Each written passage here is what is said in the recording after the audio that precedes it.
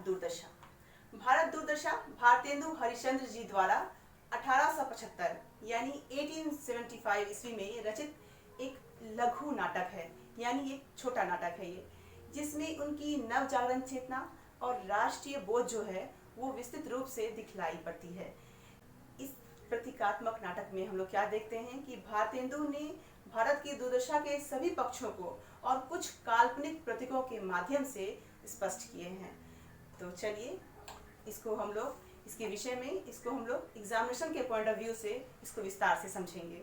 सबसे पहले हम लोग क्या देखेंगे कि कवि का परिचय देंगे।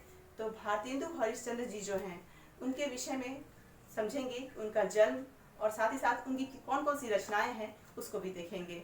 तो उनका जन्म देखेंगे तो उनका जन्म हुआ था कब, कहाँ पे? काशी में 9 सितंबर 1850 ईस्वी को हुआ था।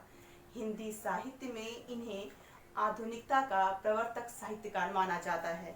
इस प्रकार आधुनिक हिंदी काव्य का शुभारंभ जो है वो 1850 ईस्वी से माना गया है, यानी कि 1850 से। ठीक, तो भारतेंदु के व्यक्तित्व में भक्ति युगीन चेतना, रीति युगीन श्रृंगारिकता और साथ ही सामयिक यथार्थ बोध जो है इसका एक अद्भुत समन्वय दिखलाई पड़ता है। राजा शिव प्रसाद जी जो थे वो हिंदुस्तानी के पक्षधर थे, इसलिए भारतेंदु जी से उनकी नहीं पड़ती थी।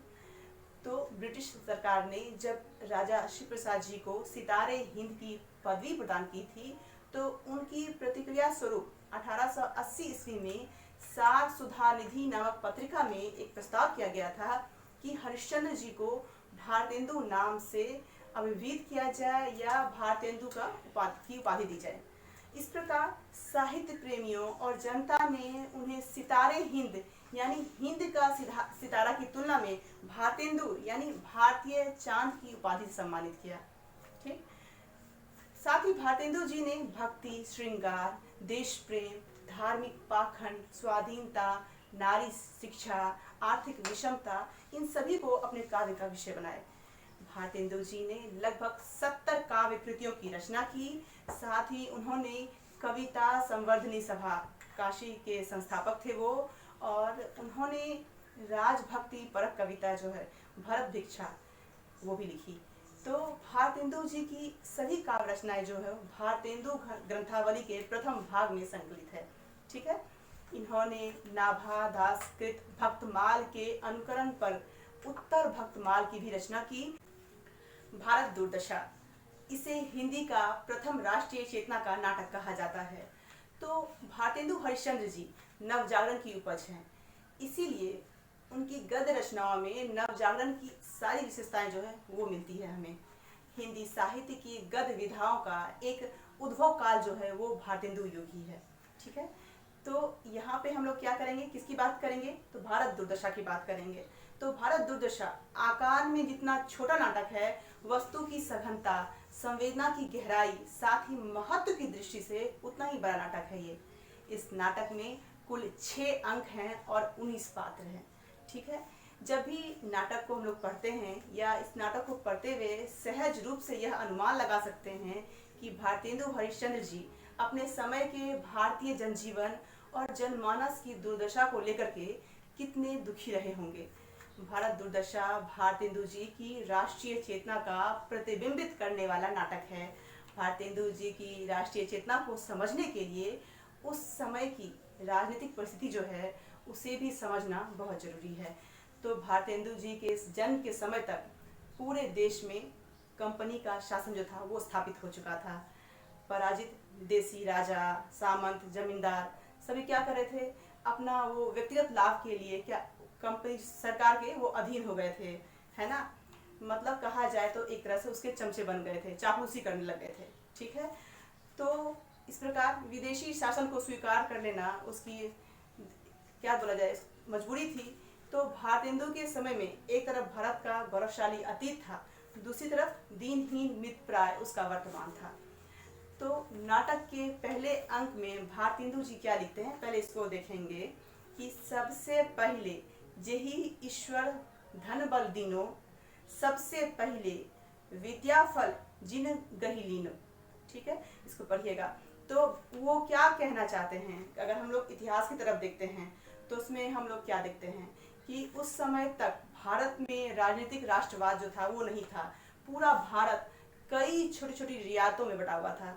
सभी रियायतें अपने राज्य के विस्तार और अहंकार के कारण एक दूसरे से लड़ा करती थी। यहाँ तक कि अपने पड़ोसी को भी सबक सिखाने के लिए विदेशी ताकतों को आमंत्रित करने के लिए भी जरा सा भी हिचकिचाते नहीं थे। और तो आपसी कलह की वजह से ही इस देश में मुस्लिम आक्रमणकारियों का प्रवेश हो गया।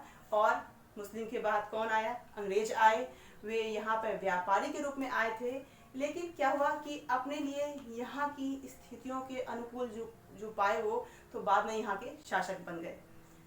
तो मुस्लिम शासकों ने इस देश को सत्वहीन तो कर ही दिया था, बाकी का काम अंग्रेजों ने पूरा कर दिया।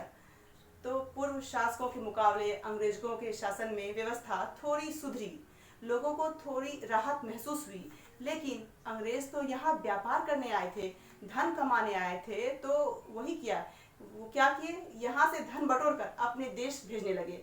तो यहाँ पर एक उदाहरण लिख सकते हैं कि अंग्रेज राज सुख साज सजे सब भारी, पै धन विदेश चली जात इहे अति ख्वारी। तो इस प्रकार यहाँ पे क्या देखते हैं कि देश का पूरा धन जो है वो कहाँ जा रहा है? विदेश में चला जा रहा है। तो इसके बाद हम लोग क्या देखेंगे? इस नाटक के दूसरे अंक में भारत का प्रवेश होता है, जहाँ पर देखा जाए तो महाभारत के दुर्योधन जो है उसका उदाहरण दिया गया है कि वह एक अकेला वीर पुरुष था जिसने श्री कृष्ण से क्या कहा था कि बिना युद्ध के सुई के नोक के बराबर भी जमीन नहीं दूंगा। और आज हमारे 20 करोड़ पुत्र हैं जिन्होंने आक्रमणकारियों को पूरा का पूरा देश दे दिया। आज हमारे पुत्रों की योग्यता, विद्या, सभ्यता जिस प्रकार से देखा जाए कि धन बल मान जो है ये सब जो है कहाँ चला गया? भारत अपने दुर्देव यानी भारत दुर्देव से इतना डरा हुआ है कि वह उससे भागता फिरता रहता है। इस प्रकार भारत निराशा और हताशा से घिर जाता है। और इसमें एक कोटेशन लिख सकते हैं, हाय परमेश्वर बैकुंठ में बैठे हैं और राज राजेश्वरी सात समुंदर पार। तो इस प्रकार उदाहरण यहाँ देख सकते हैं। इसी प्रकार तीसरे अंक देखेंगे तो इसमें भारत दुर्देव का प्रवेश होता है। भारतेंदु ने मुस्लिम और अंग्रेज शासकों को भारत दुर्देव के रूप में चित्रित किया है, क्योंकि भारत की दुर्दशा के लिए यही जिम्मेदार है। तो भारत दुर्देव नाचते हुए जो गीत गाता है उसमें भारतेंदु भारत की क्या क्या दुर्दशा हुई है, क्या हो रही है या किन कारणों से हो रही है, इसका वर्णन करते हैं। इसमें देखते हैं तो प्राकृतिक आपदाएं, जैसे इसमें देखेंगे बाढ़, सूखा, फिर आपसी फूट, कलह, ये सब कारण हैं जिसके चलते भारत की ये हालत हो गई है। तो भूखा आदमी कभी भी स्वाभिमानी नहीं हो सकता है। वह क्या करता है? कायर हो जाता है, साथ ही आलसी बन जाता है और भाग्यवादी बन जाता है और संतोषी हो जाता है। तो संतोषी आदमी अपनी दुर्व्यवस्था से उबरने की कोशिश नहीं करता है। भारत इसी अवस्था में पहुंच चुका है और वह हर तरफ से अपमान भी सहने के लिए मजबूर हो गया है। इस प्रकार मुसलमान उन्हें काफिर कहते थे, अंग्रेज उसे काला कह करके अपमानित करते हैं। तो काफर काला नीच पुकारूं तोरू पे और हाथ। तो उस जमाने में पूरा भारतीय समाज दो हिस्सों में बटा हुआ था। एक था बड़ा वर्ग जो क्या था? अनपढ़ गवारों का वर्ग था। दूसरा कौन सा था? अंग्रेजी पढ़े लिखों का था। तो पढ़ा लिखा वर्ग अंग्रेजों का वफादार राजभक्त बन गया और दूसरा वर्ग जो है वो क्या है? जो अनपढ़ गवार था वो राष्ट्रभक्त बन गया। तो राजभक्तों की सरकार से तरह तरह की सुविधाएं मिलने लग गई और उन सुविधाओं के लालच में वह वर्ग जो है देश के साथ गद्दारी करता था, जबकि राष्ट्रभक्तों को सरकार की तरफ से तरह तरह की प्रताड़नाएं मिलती थी। तो इस प्रकार भारत दुर्देव सत्यानाश फौजदार को बुलाता है और सत्यानाश फौजदार जो है कि उसके संवादों के माध्यम से भारतेंदु जी क्या बतलाते हैं कि इस देश का सत्यानाश कैसे हुआ। सबसे पहला कारण क्या बतलाते हैं कि धर्म के नाम पर शैव और वैष्णव जो हैं वो आपस में लड़ते हैं। धर्म के नाम पर पूरा समाज जो है वो कई जातियों में बंट गया है। धर्म के नाम पर फैले ऊंच नीच की जो भेदभाव जो है, छुआछूत की जो है वो समाज को अंदर ही अंदर खोखला कर दिया है। तो तरह तरह के इतने विधि विधान रीति रिवाज ने भी समाज को बहुत नुकसान पहुंचा दिया है। ठीक है, इसके बाद चौथे अंक देखते हैं। चौथे अंक में रोग, आलस, मदिरा, जो ये सब एक एक करके प्रवेश करते हैं। ठीक है, और अपनी अपनी विशेषताएं बतलाते हैं। पहले रोग का प्रवेश होता है, और अज्ञान से उत्पन्न भारतवासियों के नाम गिनाता है, जैसे भूत प्रेत टोना, देवी देवता, इस प्रकार से। और इन बीमारियों का इलाज भी कौन करता है? ओझा, पंडित और सिद्ध लोग करते हैं। तो उस जमाने में टीका का जो है आविष्कार हो चुका था, लेकिन भारतवासी जो थे वो शीतला के डर से टीका नहीं लगाते थे और अपने प्यारे बच्चों के प्राण गंवाते थे। फिर आलस का प्रवेश हुआ। आलस नाम के पात्र के माध्यम से भारतेंदु जी ने संकेत किया यहाँ पे कि लोग कितने सत्वहीन और अकर्मण्य हो गए थे कि जिस देश के लोगों का गुरु मंत्र यह हो कि अजगर करे ना चाकरी, पंछी करे ना काम, दास मूल का कह गए सबके दाता राम, तो उनके लिए भगवान भी कुछ नहीं कर सकता है। आलस्य और निकम्मेपन का एक और नमूना भारतेंदु जी ने यहाँ दिया है। उदाहरण में लिख सकते हैं, जो कर्तव्य सो मर्तव्यम, जो ना कर्तव्यम सो भी मर्तव्यम, तब फिर दंत कटाकर किम कर्तव्यम। ठीक है, तो मदिरा की बारी आती है। मदिरा यानी शराब। ठीक है, जैसे आज समस्या है, उस समय भारतेंदु समय यही समस्या थी। तो शराब कितना हानिकारक है इसका भारतेंदु जी ने बहुत ही अच्छे से वर्णन किया है कि उदाहरण में लिख सकते हैं, मदवा पी ले पागल जीवन बित्यो जा, बिनु मद जगत सार कछु नाही, मान हमारी बात, हाथी मच्छर सूरज जुगनू जाके पिए लिखात, ऐसी सिद्धि छोड़ी मन मूरख काहे ठोकर खात। तो इसके बाद इसमें मदिरा के बाद अंधकार का प्रवेश हो जाता है। भारतेंदु जी ने अंधकार को अज्ञान और जड़ता के प्रतीक रूप में प्रस्तुत किए हैं। भारतेंदु जी यह कहना चाहते हैं कि विदेशी शासक, चाहे वो मुस्लिम शासक हो या ब्रिटिश हुकूमत हो, वे हमारी दुर्दशा का कारण तो है ही, लेकिन हमारी दुर्दशा का मूल कारण क्या है? हमारा आपसी कलह है, अविद्या, मोह और मूर्खता है। नहीं तो दूसरा क्या कारण हो सकता है जिसके चलते इतना विशाल देश मुट्ठी भर ताकतों के सामने घुटने टेक दिया? इस प्रकार यहाँ पे हम लोग आगे देखेंगे और फिर आगे समझेंगे। अब इसके 5वें अंक में देखेंगे तो इसमें 7 सदस्यों की कमेटी की बैठक होती है। सभी भारत दुर्देव की चढ़ाई से निपटने का उपाय सोचते हैं। सभी अपनी अपनी सलाह भी प्रस्तुत करते हैं, लेकिन इसी बीच क्या होता है कि देशद्रोह जो है उसका प्रवेश होता है और सभी की स्थिति कैसी हो जाती है? भीगी बिल्ली जैसी बन जाती है। भारतेंदु जी यह कहते हैं कि पढ़े लिखे बौद्धिक लोग जो हैं सिर्फ बातें कर सकते हैं, जो बातों के शेर होते हैं वो परिस्थितियों के से जब सामना होता है तो वह दुम दबाकर खड़े हो जाते हैं। इसके बाद छठे और आखिरी अंक में क्या देखते हैं कि घने वन में एक पेड़ के नीचे भारत जो है वो अचेत पड़ा हुआ है। भारत भाग्य का प्रवेश हो जाता है और वह जागो जागो रे भाई का उद्घोष भी करते हुए भारत को जगाने का प्रयत्न करता है, लेकिन भारत नहीं जागता है और अंत में थक हार कर निराश होकर के भारत जो भाग्य जो है वो आत्महत्या कर लेता है और इस तरह नाटक पूरा हो जाता है। तो इस प्रकार भारतीय नाट्य परंपरा में मृत्यु से नाटक का अंत जो है वो वर्जित माना गया है, लेकिन भारत दुर्दशा जो है इसका अंत मृत्यु से हुआ है। इस दृष्टि से यह नाटक जो है हमेशा चर्चा और विवाद का विषय रहा है। तो भारत दुर्दशा के पहले अंक में योगी और आखिरी छठे अंक में भारत भाग्य के रूप में ऐसा लगता है कि भारतेंदु जी खुद मौजूद हैं। कुछ लोगों ने इस नाटक के आरंभ और अंत को ध्यान में रखकर इसे निराशावादी और दुखांत नाटक मानते हैं। ठीक है, लेकिन नाटक का आरंभ जो है भले ही देखा जाए तो एक रुदन से होता है, एक रोने से हुआ है, लेकिन इसका जब अंत देखते हैं वो जागरण से होता है। ठीक है, उदाहरण में देख ही लिए आप लोग कि जागो जागो रे भाई। ठीक है, तो इस प्रकार हम क्या बोलते हैं भारतेंदु जी कि सोने वाले जो हैं वो कभी रोते नहीं हैं, जो जागता है वही रो सकता है, क्योंकि जागने वाला ही सारी परिस्थितियों से अवगत होता है। ठीक है, तो इस प्रकार यहाँ पे देखते हैं कि उनका जो यह विचार है, यह भी जानते हैं कि भारत की जो दुर्दशा है वो क्यों हुई है और इस दुर्दशा से मुक्ति कैसे मिले और कैसे मिल पाए मुक्ति, उन सारी कमजोरियों का वर्णन जो है इस पूरे नाटक में करते हैं, जिसके चलते हमारे देश को यह दिन देखना पड़ा। ठीक है, वे भारतवासियों के समक्ष भारत के गौरवशाली इतिहास का वर्णन बहुत ही उदात्त शैली में करते हैं कि जिस भारतवर्ष का सिर व्यास, वाल्मीकि, कालिदास, पाणिनि, बाणभट्ट जैसे कवियों के नाम मात्र से अभी भी सारे संसार में ऊंचा है, उस भारत की यह दुर्दशा। जिस भारतवर्ष के राजा चंद्रगुप्त और अशोक का शासन जब था और वो रोम और रूस तक माना जाता था, उस भारत की यह दुर्दशा। तो जिस भारत में राम, युधिष्ठिर, नल, हरिश्चंद्र जैसे पवित्र चरित्र के लोग हुए थे, उस भारत की यह दशा है। तो उनके मुख पर ऐसी कालिक पुत गई है कि कहीं भी मुंह दिखाने के लायक नहीं है। तो इसमें एक उदाहरण लिख सकते हैं कि चांडा लहू जेहि निरखी खिनाई, रही सवे भुव महु मसिलाई। ठीक है, तो भारतेंदु जी क्या कहते हैं कि इसका कारण क्या है। वे कहते हैं कि इसका कारण क्या है कि हमारी आपसी फूट।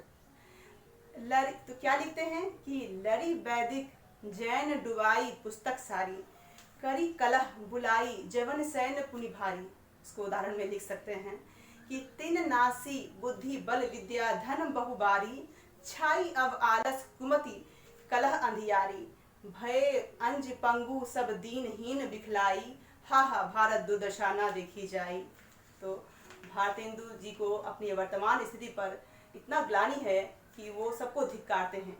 ठीक है, तो इस प्रकार क्या देखते हैं कि कुछ लोग भारतेंदु की राष्ट्रभक्ति जो है इस आधार पर प्रश्न चिन्ह भी लगाते हैं कि भारतेंदु जी ने अंग्रेजी राज की प्रशंसा की है। तो इसमें देखा जाए तो कि इसमें क्या देखते हैं कि जिस राष्ट्रभक्ति या राष्ट्र प्रेम की बात आज हम करते हैं, वैसी राष्ट्रभक्ति का उदय जो है उस समय तक नहीं हुआ था। अगर गांधी जी की माने तो उनके अनुसार भारतीय राष्ट्रीय कांग्रेस की स्थापना के साथ ही नेशन और नेशनल की भावना जो थी वो प्रकट हुई थी। हिंद स्वराज भारतेंदु जो हैं उनके निधन वर्ष जो है 1885 भारतीय राष्ट्रीय कांग्रेस की स्थापना के समय में हुई थी। तो गांधी जी के शब्दों में कहें तो कांग्रेस ने अलग अलग जगहों पर हिंदुस्तानियों को इकट्ठा करके हम एक राष्ट्र हैं जैसा जोश पैदा किए थे। तो इसी प्रकार हम इसमें देखते हैं कि इस इतिहास में अगर हम देखते हैं तो अंग्रेजों के आगमन से पहले देश जो है किस कुशासन और जड़ता के दौर से गुजर रहा था। भारतीयों के लिए, खास करके हिंदुओं के लिए, उसकी तुलना में देखा जाए तो अंग्रेजी शासन जो है वो अच्छा था। इसीलिए भारतेंदु जी को कहना पड़ा कि अंग्रेज राज सुख साथ सजे, ठीक है, सब भारी पै धन विदेश चली जात ये अति ख्यारी।